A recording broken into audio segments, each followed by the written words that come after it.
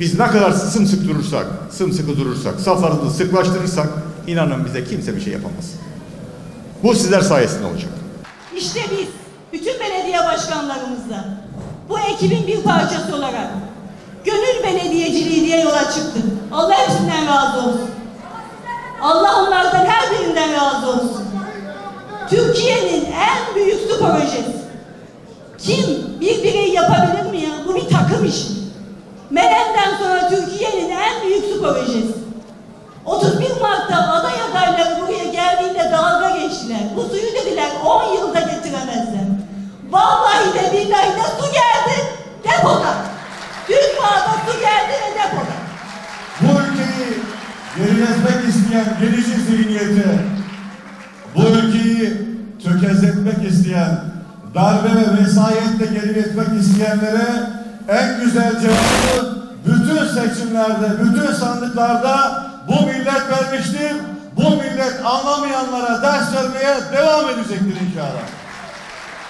Çünkü AK Parti ile bu millet iktidara gelmiştir.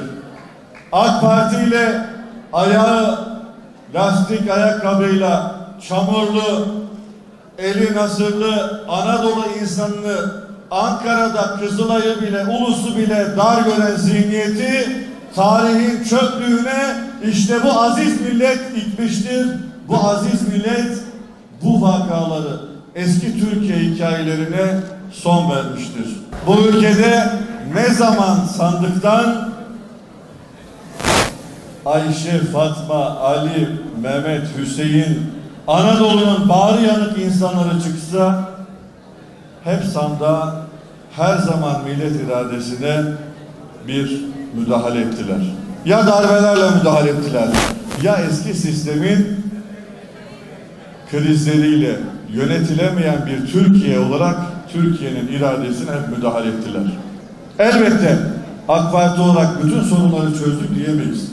Her şeyi hallettik diyemeyiz. Daha yapacak çok işimiz var. Bu milletin desteği ve bizim de bu millete hizmet aşkımız her zaman devam edecek. Bu sorunları da tek tek çözeceğiz. Eski Türkiye'de koalisyon zihniyetiyle ben yapmadım, o yaptı.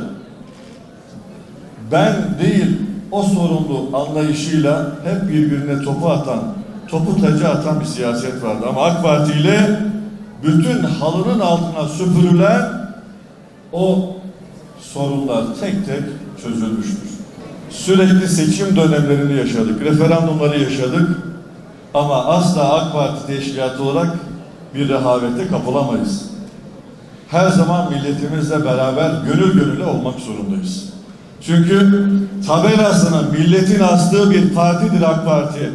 Öyle mühendisliklerle, siyasal mühendisliklerle tabelaları içeride ve dışarıda karanlık odaların astığı bir parti bu millete hiçbir zaman hizmet edemez. Türkiye üzerine çok oyunlar oynanmak istendi.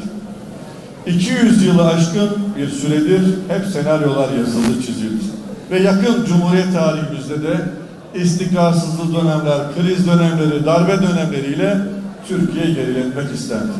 Ama Türkiye'ye diz çöktürmek isteyenler AK Parti ve lideri Recep Tayyip Erdoğan sayesinde Gezi kalkışması, 17-25 darbe girişimi yetmedi. Tankıyla, topuyla geldiğinde millet yine bu hayasızca akını hep beraber püskürttü. Unutanlara bir daha hatırlattı. Türkiye asla boyun eğen, kulağa çekilen bir Türkiye değildir. Türkiye egemen bir ülkedir. Bağımsızlığını da kıyamete kadar birliğini, beraberliğini koruyacaktır. Türkiye'ye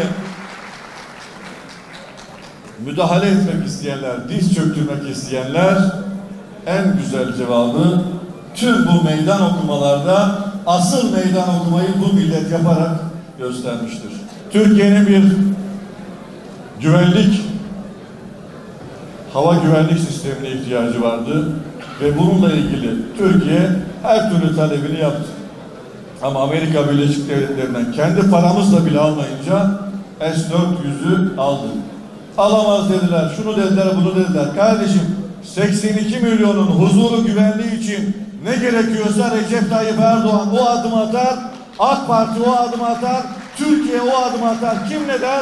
Ona bakmadan yoluna devam eder. Çünkü bizim bu ülkenin birliği, beraberliği, huzuru diye bir meselemiz var. Ve vatandaşlarımızın bu sorununu da biz inşallah bir egemen ülke olarak nasıl davranmamız gerekiyorsa o şekilde davrandık ve davranmaya devam edeceğiz. Bildiğiniz gibi yargı reformu strateji belgesi kamuoyuyla paylaşıldı ve meclis açıldığında inşallah ilk paket olarak geleceğini umut ediyoruz. Vatandaşlarımızın daha fazla düşünce ifade özgürlüğünü genişleten ve adaleti daha fazla tesis eden inşallah çok olumlu gelişmeleri hep beraber takip edeceğiz. İnşallah bu olumlu gelişmeleri de çok iyi bir netice alacağımıza inanıyoruz.